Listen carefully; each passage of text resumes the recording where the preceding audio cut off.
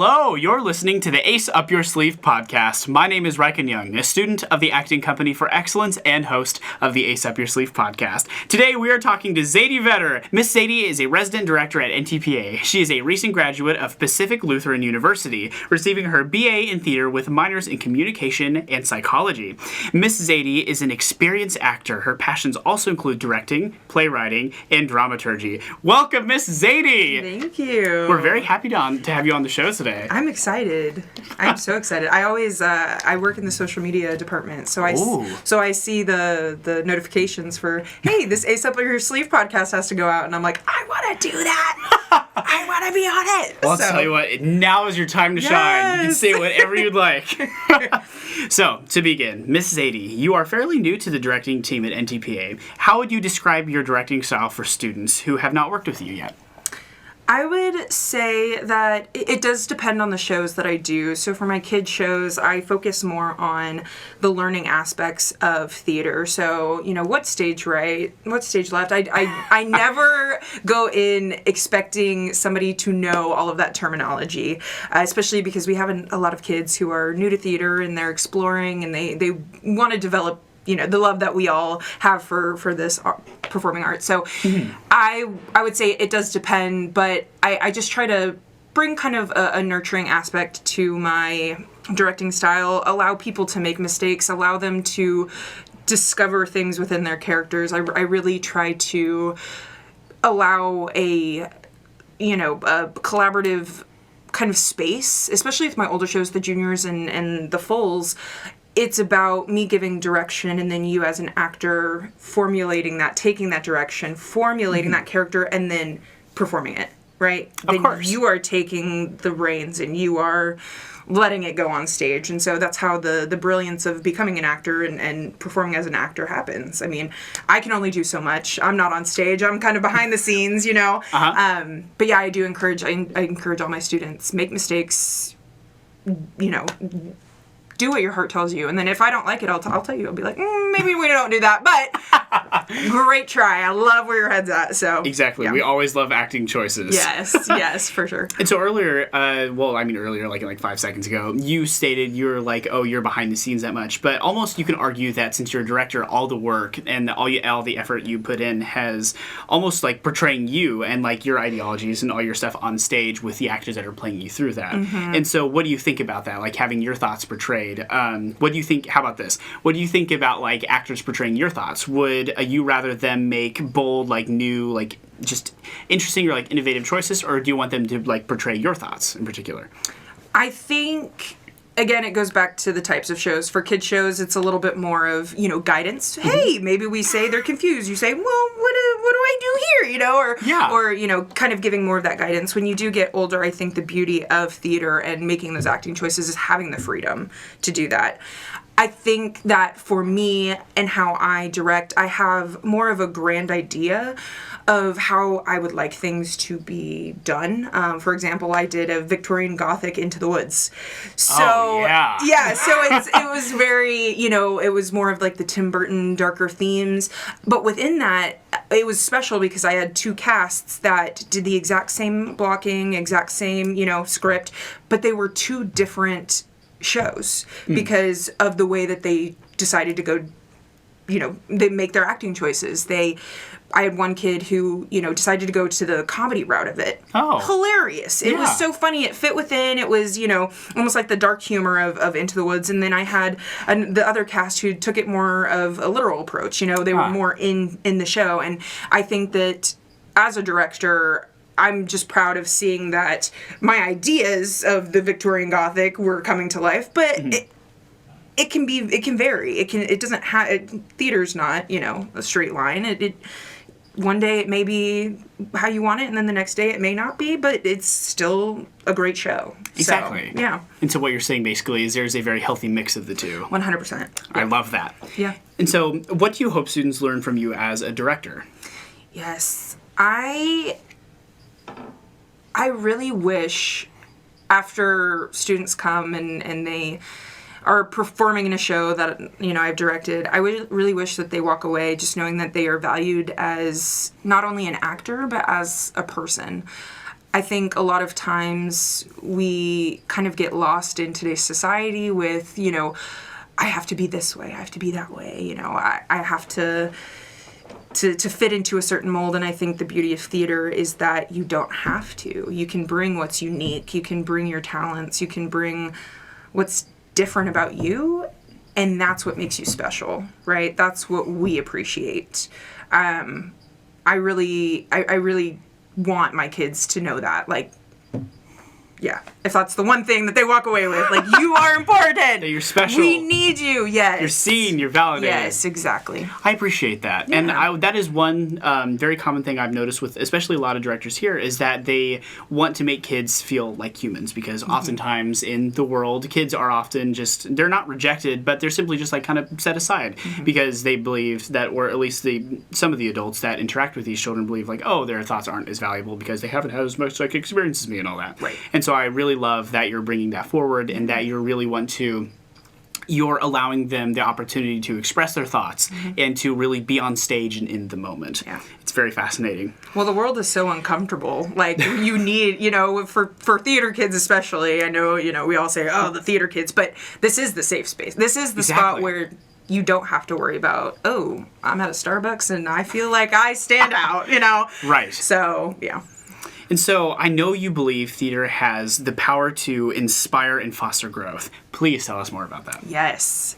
I think theater has so many learning opportunities that go beyond the stage.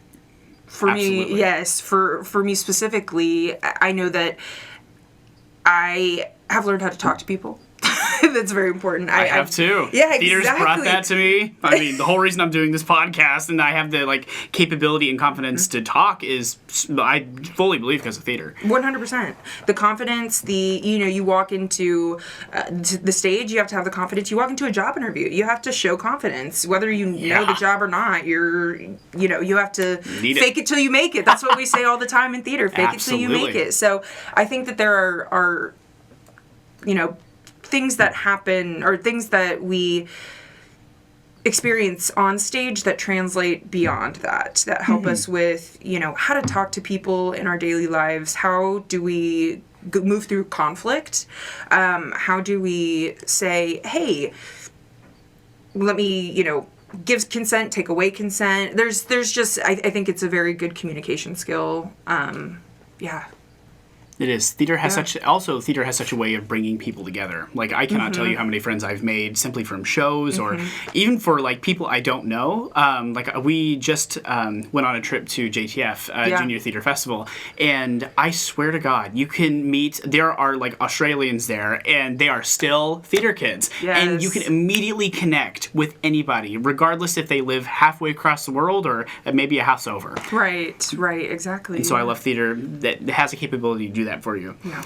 And so I also know you're passionate about playwriting. Tell us more about that process. Yeah. I think I got into playwriting because I just love the thought of telling stories. When you're on stage, you tell stories in a different way by actually, you're portraying the character, you're portraying the story. I think the flip side of that, as a playwright, you can almost take stories that you have either experienced or, mold other stories, adapt different things to make theater or new theater. I think my love of playwriting came from the fact that I can tell stories without having to necessarily put it all out there. It is more of I think an underrated form of theater, because people, they receive the script and they're like, oh, great, we're ready to perform it. Yes. Not a lot of people wonder, well, how did this script get here, right? Yeah. How did this get produced? How did this come to be? And I think that there's a lot of stories that have yet to be told, that need to be told. I think that we're getting to a point in theater where we're now accepting various forms of storytelling. I know that there was, there's a theater in Ohio that took a story about autism, and they did a whole play, and then they said, hey, 1 out of X amount of people you run into might be autistic. Well, we have 7 on stage right now. So, yeah, so the stories that need to be told, I think we're now at a place in society where we're starting to move towards that. And what better way to be the change than to actually, produce work that you want to see. So exactly. Yeah. I also really appreciate that thing that you just said, like, what better way to be the change? Right. Like, be the change in your community. Don't just sit around and wait for things to happen. Like, take action. If you want to see something done, then simply go for it. Try something new. Right. Yeah. And so, what advice would you give an NTPA student who is interested in playwriting? Keep writing. Just keep writing. I know I've fallen into this, and I have friends who are also playwrights that have fallen into this. Just, you have to keep writing. You have to keep brain dumping. You have to keep just the page full, no matter what.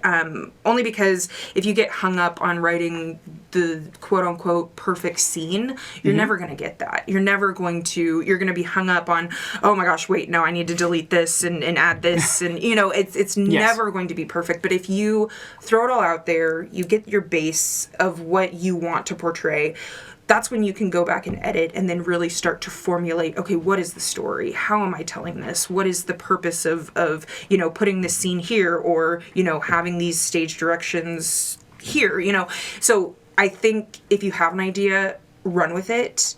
And then you worry about the formatting of the plays, does this sound right? Is this correct grammar?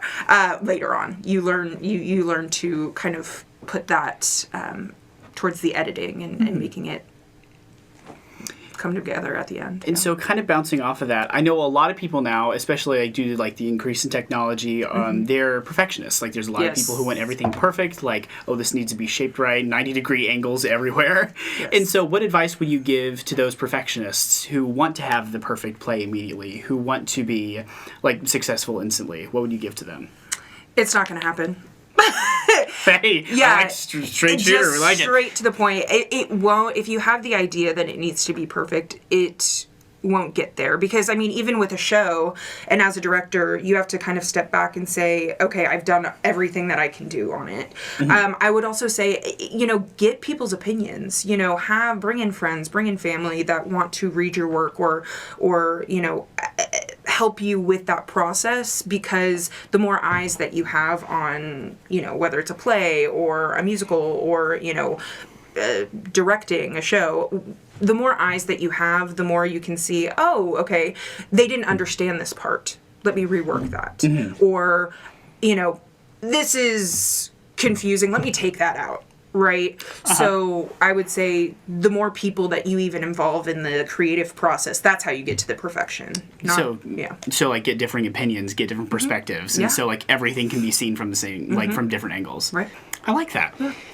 And so another one of your passions is dramaturgy. Yes. Tell us more about that. Yes. Oh, sorry. So to begin, what is dramaturgy for those who don't know? Dramaturgy is basically the study of history of theater. So it is looking at the background. Sometimes with historical plays, it's going into the history of, why people did what they did in the 1920s. Well, how did they dress? How did they talk? What was the, popular songs of that period. So it's kind of bringing together a whole picture of a time period or of a show. So I know specifically my love of dramaturgy came from, I took a study away course at Oxford, and I did playwriting and dramaturgy together, and I was learning about the history of the Bacchae, which is a Greek play. Oh. Yes, one of my favorites. I've heard it's a pretty good one. Yes, it's very dramatic and just, I love it. But, and adapting that into a new story that fits more of a modern context. But within that, you have to figure out, okay, why was Dionysus, charming these women to become the Bacchae? There's reasonings behind that, and you have to understand kind of that context before you can even translate it or adapt it into a new script. So I think just the history behind why plays are important, why they were important for that time period, why they're important now, I think that's what draws me to dramaturgy. So. Ooh, fascinating. Yeah. And so now this is like a fun like little extra like segment. This is a question that was just submitted to us by Mr. Greg. Oh no. By Mr. Greg. So this is one of the. It's a fun one. Trust me. What does a successful career in theater look like to you? I think that does depend on who you ask. I think, you have all these people who are like, I want to make it to Broadway. I want to go to Broadway. I think that is totally viable. And as long as you have the attitude for it, as long as you have the drive to do it, you are well on your way to go to Broadway. I think success for me personally looks like just connecting with people through theater. I think that if I can inspire one person, just one person to say, hey, I want to do that, I think that, to me, I've already achieved that success. I think within that, there's different levels of, what I want to do with my career, but I think success as a whole is more about what I leave behind and how I influence others versus, oh, am I a Broadway director? Or, oh, exactly. Am I making millions of dollars? So I think that to me is more of success in my eyes. And so there's also, just going off of what you said, there's something so refreshing about encountering like a person like you who believes in that, where simply you don't care about like all the fame, like the fortune, all that. You simply care about like aiding people and like helping them find themselves. And there is something that speaks so much volumes about, especially like you, like as a person, as a character. And it's just really refreshing sitting down with somebody who talks like that. Yeah. And so then finally, this is the final question, bouncing off of that. What advice would you give to an NTPA student who wants to pursue theater as a career?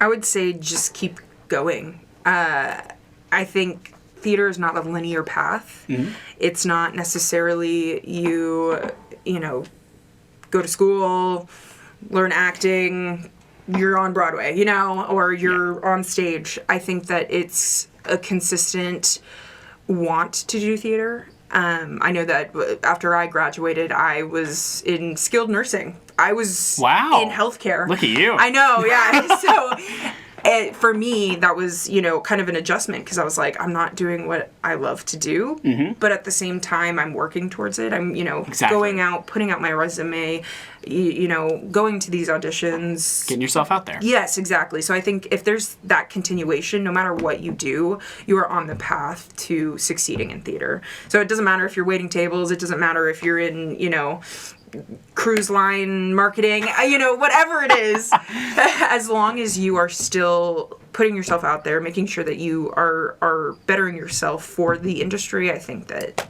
theater will always have a place for you. So in your words, take advantage of what you got and put yourself out there. 100%. 100%. Wonderful. Let it all fly. And now, Miss Zayde, it is time for the 5 quick questions, where we ask every guest the same 5 quick questions. You must answer every question quickly and without explanation. Okay. Are you ready? I think so. All right, number 1. What was the name of the first show you performed? The Adventures of a Comic Book Artist. What is your favorite show? 35mm, a musical exhibition. Ooh. I love that one. What is your favorite role you've played? Oh, Pugsley Addams, by far. Yes. What is your dream role? Jane in Bear the Pop Opera. Ooh. And finally, what is your favorite candy? I really love peanut M&Ms. Arguably the best M&Ms. Yes, I'm sorry. For sure. I'm allergic to peanuts and I still love them. Well, thank you so much, Miss Zayde, for talking with us on the Ace Up Your Sleeve podcast. And until next time, I'm Reichen Young. Remember, you always have a winning hand with an ace up your sleeve.